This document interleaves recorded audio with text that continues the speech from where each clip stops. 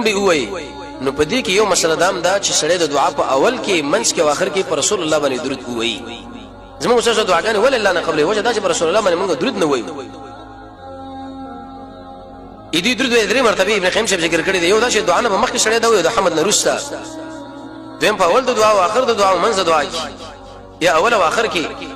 حاجت به خپل منځ کې ذکر کی دلیل په روایت د فضل ابن عبید دی وی چې رسول الله فرمایي چې تاسو یو کس دعا کوي نو اول د حمد الله وي په هغه باندې ثنا به ما باندې درود وي به شومه دعاګانې دا غوړه غدي وکي دا به قبليږي عبد الله فرمایي ما بشکره مونږ کو نبی صلی الله علیه وسلم ابو بکر او عمر به سره و چې کله بکینه سره ما په الله باندې ثنا ویلو به رسول الله باندې درود ویلو به خپل ځان لپاره دعا وکړه نبی صلی الله علیه وسلم مال ویل چې اوس دعاګانې غوړه الله تعالی قبلي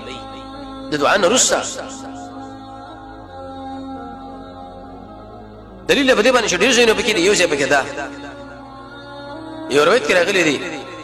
وی هیڅ دعا نشه مگر د الله په مابین کې او پرده شته تر دې پورې چې سړی پر رسول الله باندې درود وایي وی دا پرده وښني کې د دعا د الله په دربار کې قبول شي نو کوم سړی چې په محمد رسول الله باندې درود نه وایي دا دعا د الله په دربار کې نه قبلېږي توجه به دې راکړئ دا دعا موقوفه ده تر لې شوی د اسمانو د ځمکې پرې مابین کې رسول الله باندې درود ویلو دا به پورته خطل